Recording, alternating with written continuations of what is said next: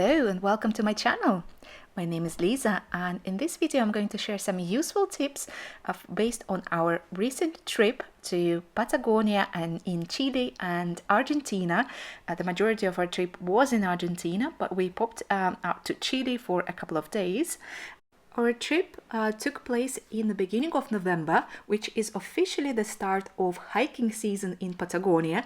It's not advised to hike around the end of October time, but beginning of November should be fine. But that also means that the weather could be very interchangeable, and you can experience some really nice, warm, sunny days, almost like summer days, but you can also have some bad luck with the weather too.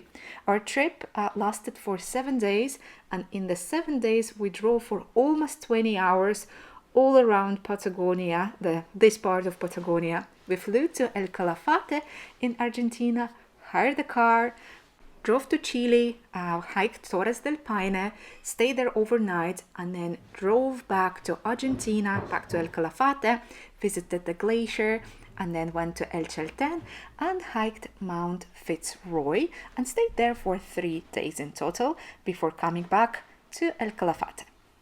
Our flight was actually terribly delayed by almost 8 hours, so we lost the majority of our first day in Patagonia, which was supposed to be dedicated to driving around Torres del Paine National Park and enjoying our hotel.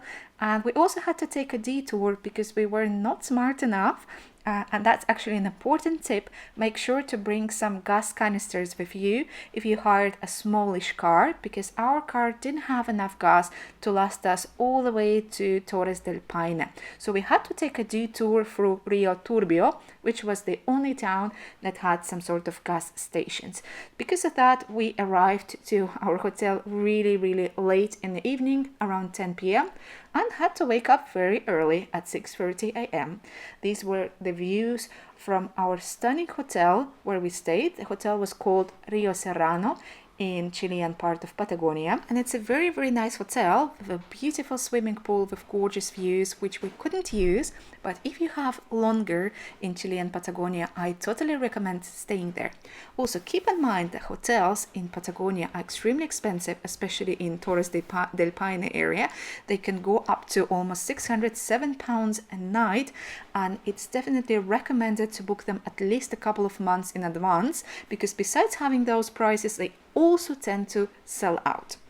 The most expensive and sought after hotel is probably Hotel Las Torres, where we were actually heading now. That's the hotel from where the most important hike in Chilean Patagonia starts. Paso Torres hike that pretty much everyone is doing there. So I guess that's why demand. This hotel has a massive parking. Everybody comes there by car, leaves the car and starts the hike from there. The caveat, you need to arrive by 9 a.m. If you arrive later than 10, you probably won't be allowed to hike that last bit of the hike, the actual ascent to Paso Torres. And that's, of course, the most important part of the hike, the most spectacular view. So yeah, keep in mind that you need to arrive early. We are starting our hike. It's a little bit too late, so it's 9:30. They close the entrance at 10:30, so you're not allowed to enter the hike after 10:30 anymore to go to Paso Las Torres. We were a bit worried because lots of reviews said that you needed hiking poles. Normally I had mine because I bought collapsible travel poles from Amazon. They're actually pretty decent. I will leave the link to the poles down in the comments below. But yeah, Pepe was able to rent them here. I think it was like $8. Not too bad. I'm a little bit worried about the hike because it is challenging. There are lots of muddy areas, water, a little bit of snow. I think even a week ago people were required to wear spikes. I think now not anymore. Let's see, hopefully not, because we don't have any. I'm not too worried about walking in the snow because I'm quite an experienced person, coming from a country with 8 months of snow every year. But let's see, maybe it is actually way more challenging, the snow part, than I think. But yeah, the views are stunning, and I'll think of how to attach the GoPro so I can film a time lapse and I don't need to carry both hiking poles in my arm, in my hand. We were actually extremely lucky with the weather that day, because the day before had not so great weather, and the day after was predicted to have rain and slightly colder weather, and like the 3 days after that were supposed to have a lot of snow. So again, that was just pure luck, and it was such a warm day for the beginning of November. I guess in the hottest part of the day the temperatures reached 16-17 degrees, which was great. But on the other hand, because we had so many layers, we constantly had to stop, take them off, then put them back on, because in some parts of the hike it was extremely windy. When you look at the guides and listen to videos that recommend you to buy professional hiking equipment, it's actually not an exaggeration. I think it's very important to have proper hiking boots. I wouldn't be able to hike in just normal trainers. And it's also very important to invest in a very good windbreaker. Mine was probably an overkill. I got mine from Mammut on a sale, and that one is kind of one fits all, could be a hiking jacket, but the wind, I couldn't feel it when I had it on, but the moment I would take it off, of course, I would feel every single thing. And the downside of that hiking jacket, that you kind of feel like you're inside a plastic bag, especially when you're going up, you're sweating, and yeah, you feel like you are in a greenhouse or a plastic bag. But the winds are so strong, you definitely need one, and we were told it wasn't even a day with strong winds, so I can't even imagine what it is like when it's properly windy. Also, this hike was probably the most or the toughest hike we've ever done in our lives. We've done, of course, lots of hikes in the UK, also in the Dolomites and in the Alps in Austria and Germany. But this is a whole different level, especially the final part, and you will see why. The reason for that is just you kind of walk non-stop for 4 to 5 hours there, and then you just repeat the same exact route, but to go down. And usually the hikes, the circular hikes or out and back hikes, are kind of not too bad because you rest on the way back. But here you don't, and that's exactly because of that final ascent. Then you need to do this final, the initial descent, and those boulders are so hard to step on, and you actually really need to use your hiking pose to ease the load on your knees.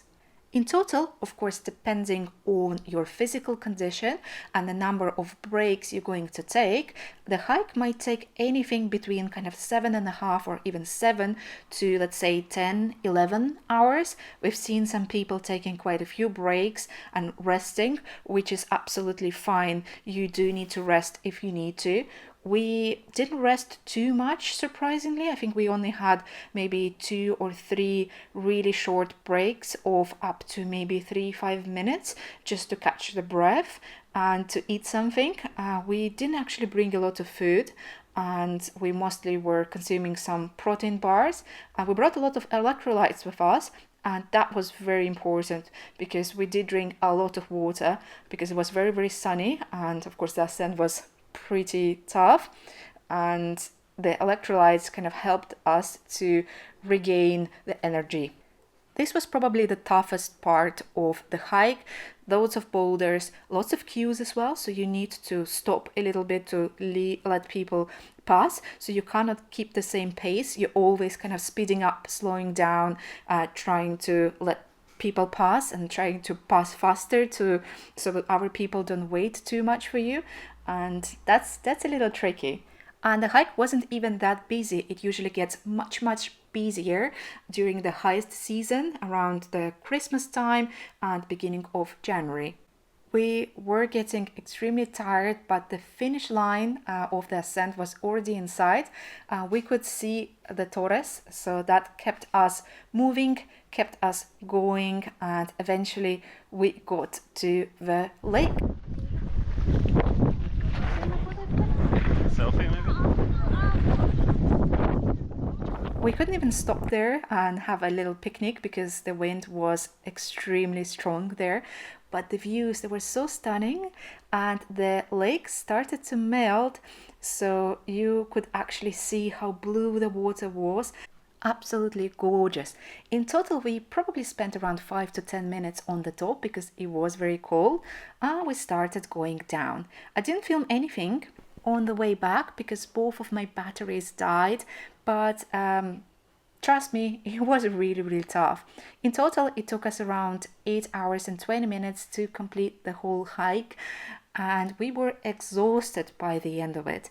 Luckily, we didn't have much to drive the same day. We stayed in a little guest house on the border of Chile and Argentina, so we could start early the next day and continue our ride, but we couldn't actually arrive there in less than 1 hour. That's what Google Maps was predicted the journey time to look like, because on the way there we had a flat tire which stopped us for almost an hour, and luckily we had a spare wheel in our trunk. But if we didn't, I'm not sure what we would have done because there was absolutely no signal. And while we were changing the tire, this little beautiful vicuña actually made an appearance and stopped to greet us. Finally, we were on the way and arrived to the guest house without any extra additional adventures.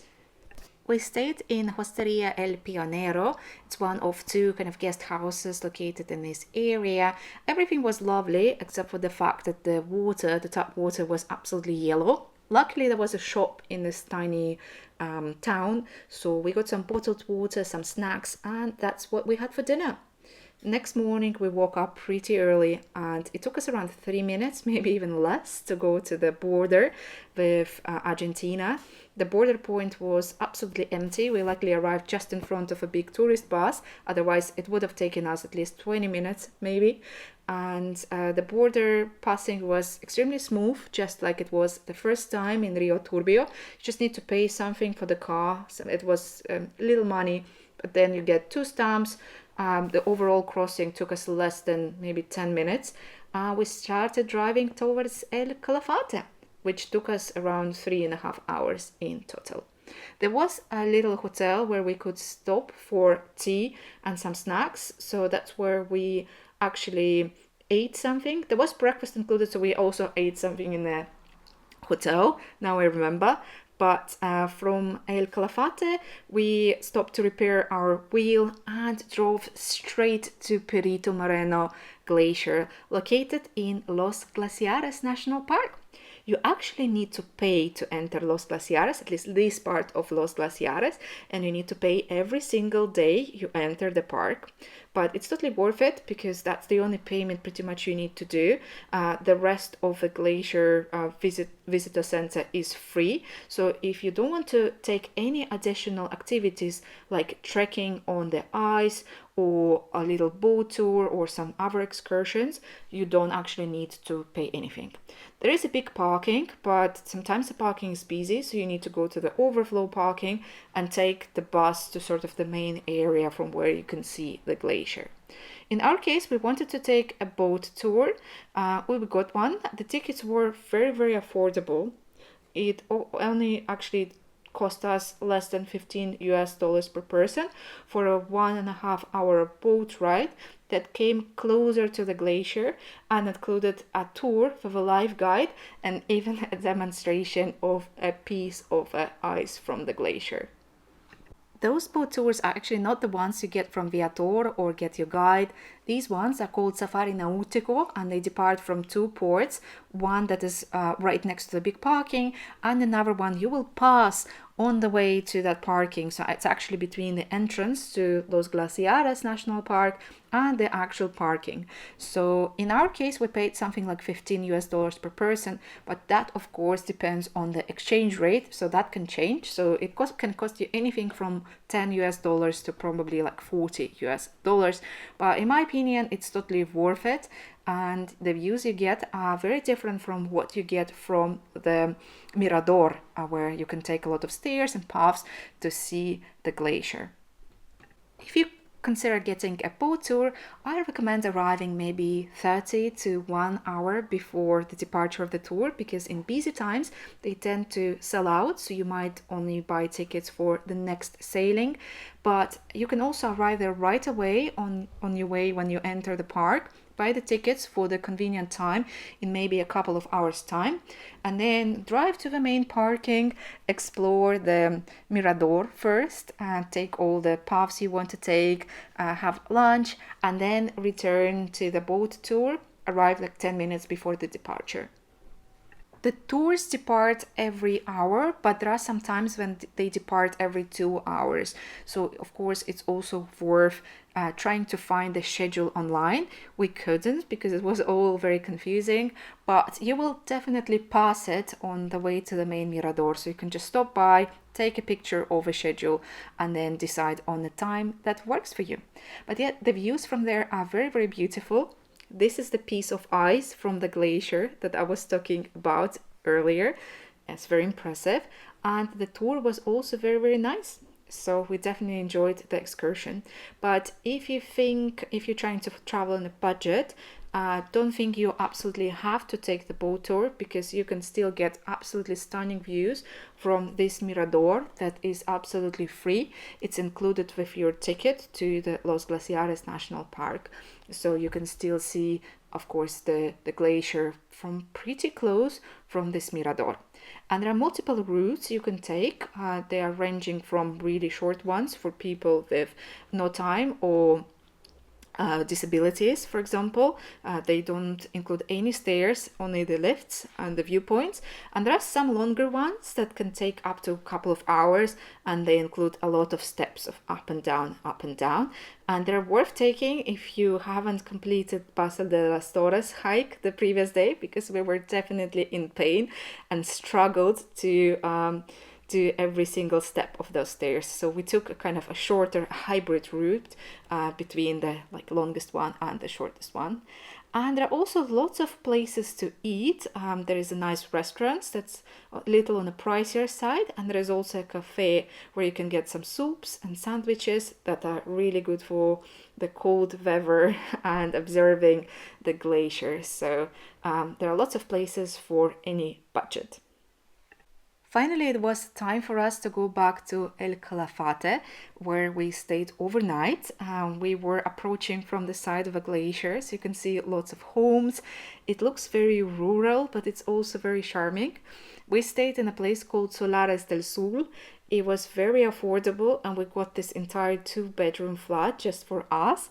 The views were incredible. You could see the Lago Argentina with flamingos on this lake, and yeah, as you can see, it's all surrounded by nature. So very, very beautiful, located slightly outside the city center of El Calafate, but very close to a nice restaurant called Rustico Asador. It's a typical Argentinian grill where you can get a mixed grill for a very good price. It was actually mostly busy with locals. There was also music, and there were even tango dancers. Food was great. We, I think, probably had even too much food for us. We got also a bottle of wine, and I think for that entire dinner we paid something like 35 or 40 British pounds, maybe even less, and that including a really good bottle of wine. That wasn't the cheapest bottle of wine, it was kind of mid-range local wine from Argentina. The next morning we found what was probably the most Instagrammable coffee shop in the entire El Calafate, Calafate Coffee Roasters. They had those beautiful, gorgeous cups and amazing alfajores with a twist. So we spent some time there having breakfast, and then we decided to go for a walk around El Calafate. We were actually on a quest looking for hiking poles, but it turned out that even though there are plenty of shops in El Calafate, it's actually, the whole town is located along a very, very long street that is probably a couple of miles long, goes all the way back to our hotel. But even though there are many shops, the prices are kind of on a higher side. So I recommend bringing all the gear with you in advance. Now going to the last leg of our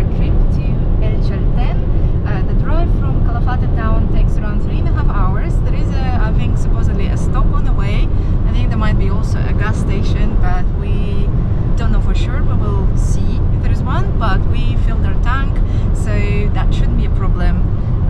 The views on the way are really beautiful, and we already see the tiny bits of the Mount Fitzroy. I'm not sure if it's visible on GoPro because it is pretty far still, but we are getting there. Even though it wasn't sunny, the route to El Chalten was so picturesque, so we stopped a couple of times for photos, but just look how windy it was.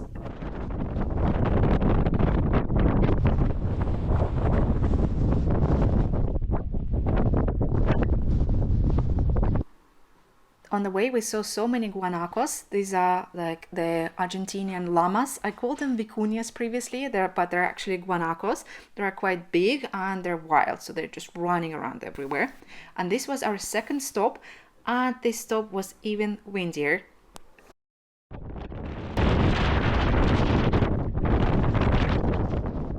In total, it took us just over 2 hours to reach El Chalten from El Calafate because the road is amazing.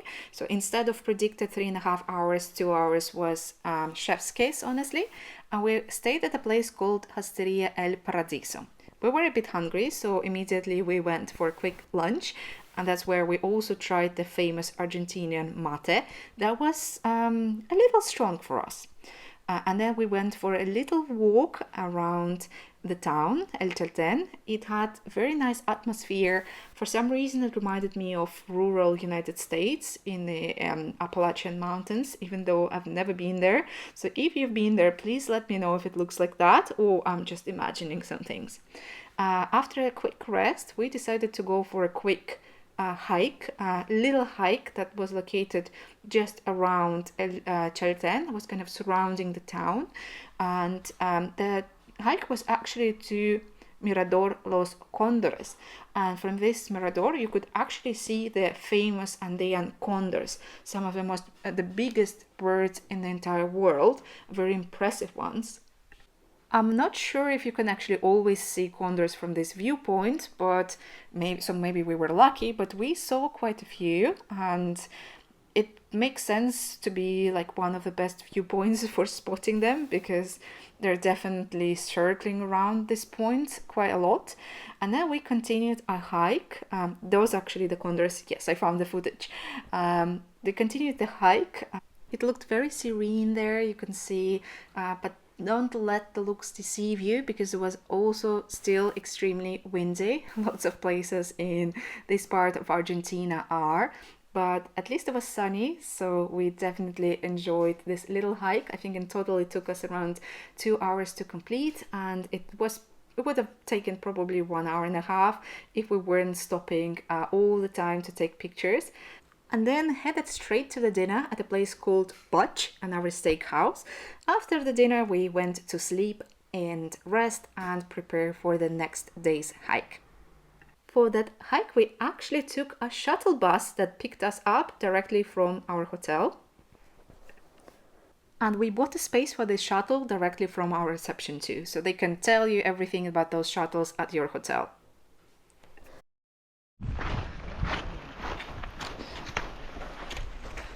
So it is almost 9 a.m. The ride was a bit longer than expected. They told us it's around 20 minutes. We left a little bit late, but we arrived by 9:50, so it was definitely a bit longer. So they told us it's possible to drive by car, but then you have to take the same route back, while the advantage of taking a transfer is that you can actually take a different route back. So you see a slightly different scenery. And yeah, the hike's supposed to be around 9 hours. So let's see how it goes. We are very lucky with the weather. It's sunny and very warm for El Chalten standards. But unfortunately the tip of the Mount Fitzroy is not visible. Excuse my sleepy voice because I was actually very tired and sleepy. We didn't have any kind of proper rest days in this trip at all. So I was a little tired by this time. I was on one side, very excited for this long hike. On the other hand, I was a little bit concerned. But yeah, we started this hike from Rio Eléctrico. That's where the shuttle goes to. So if you want to buy the shuttle, you need to buy the shuttle to Rio Eléctrico. I don't remember the price from the top of my head, but again, it was very cheap. It was less than probably like $6 per person, but again, depending on the exchange rate. And they brought us all to this place in Rio Eléctrico, and that's where we started this hike from. It wasn't a group tour, although everyone was walking kind of at a similar speed. Then we all split in the end because when the ascent started, everyone had their own pace. But on the way to the ascent, we saw some spectacular views, like this glacier, for example. And overall, the variety of scenery and kind of the space you see kind of felt like a little bit more impressive than the previous hike we did in Patagonia in the Chilean part, Base de los Torres. Actually, those two hikes are extremely similar, and if we were not to take the shuttle in the first place in this hike, they would have followed the exact same structure. So you start your hike from the town or like from the hotel, and then you go for 3 or 3.5 hours. The hike is not too tough at this point, and then the toughest part is the last hour, the final ascent to the top, where you can see a lake and a really, really beautiful mountain. And then you repeat the same route back. But just because you took the shuttle, sort of the structure of this hike changed a little bit. We didn't have to repeat the whole journey back. So we actually had maybe a quarter of the route, maybe even 70% of the route that differed from that first initial route we took. And if we were also to start this hike from El Chalten directly, we wouldn't have seen the glacier we saw on the way from Rio Eléctrico. So I hope that explains the key differences between the hikes, but in the structure they are still very similar. And that final ascent is pretty much exactly the same. And yes, you can see the lake. Unfortunately here you can't because it's still covered by snow. But it was also another difference is that here it was not windy. I don't know if we were lucky with the weather or it's just not windy here because of the way where the lake is located, but we were actually able to sit for 15 minutes, rest, have a little picnic, and even see some wild animals like this wild fox that looked more like a dog, but it was definitely not a dog. It's a fox. Just look at the tail. Or maybe I'm wrong, just let me know in the comments which animal it actually is. After the quick break, we started our descent, and that's where we were super tired and again absolutely needed our poles. But on the way back, we saw some amazing animals like this bird. Again, I don't know which bird it is, but it looks pretty awesome. And actually, the views were, in my opinion, a little bit better on this hike, especially the views on the way back, because you could turn back and always see the Mount Fitzroy. It was so gorgeous. And at this point, it was absolutely sunny. There was not a single cloud in sight. So it actually got really warm. We had to take off our jackets, and at some point we were walking just in t-shirts. I think it was something like 16, 17 degrees that day. Again, we were super lucky because the day before it was not sunny most of the day, just in the evening. And the next day there was a rain forecasted in El Chalten. So again, somehow the luck followed us and we were able to enjoy this hike and not get wet at all. In total, again, it took us around 8 hours to complete this hike, and we went straight to a pub, which was actually a local craft brewery with amazing beers. It has a fox as a logo, so that's how you can find it, but I think there are a couple of them. I saw one of those places in El Calafate too, and the beers they make are really good. They have some interesting flavors. I think mine had orange, and we definitely enjoyed. And then it was time to have dinner, so we went to one of the restaurants, had dinner, rested, and slept a lot. The next morning we had the final activity planned, and this activity was exciting, and we had to actually drive all the way to Rio Eléctrico and even further in our car. You could actually take a shuttle, but because we needed to rush back to El Calafate, by ourselves. We decided to drive and leave our car there, and it was a really, really gorgeous horse riding experience in Estancia Bonanza. That's how it's called. That's how you can find it if you look for it. You need to call to book it in advance or email them. I recommend booking at least a couple of days in advance. If you're going during the busy time, maybe even a couple of weeks, it wouldn't harm. The whole tour takes a half of a day, because you need around 40 minutes to get there. Then there's 20 to 30 minutes of briefing. Then you go on the horses, and the ride lasts for about 1 hour. I think ours was a little longer, and you don't need to have previous experience riding horses, but of course that's always appreciated. It was very funny because you really couldn't navigate the horse too much. Like, mine had a very strong temper and was always fighting with other horses. I think it had a beef with a very particular horse and was always trying to cut in front of it, and that other horse tried to bite it. So I'm not sure about the relationship between those horses, but still it was very fun.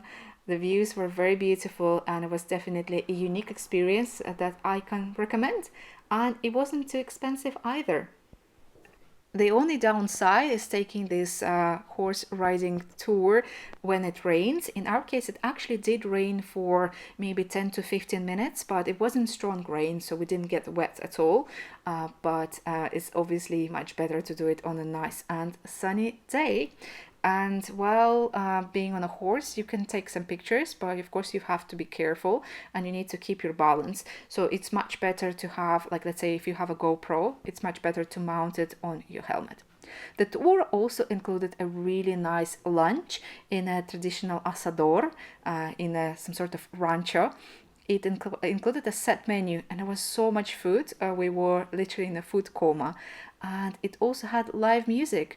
And the singer was one of the gauchos that was actually on our tour.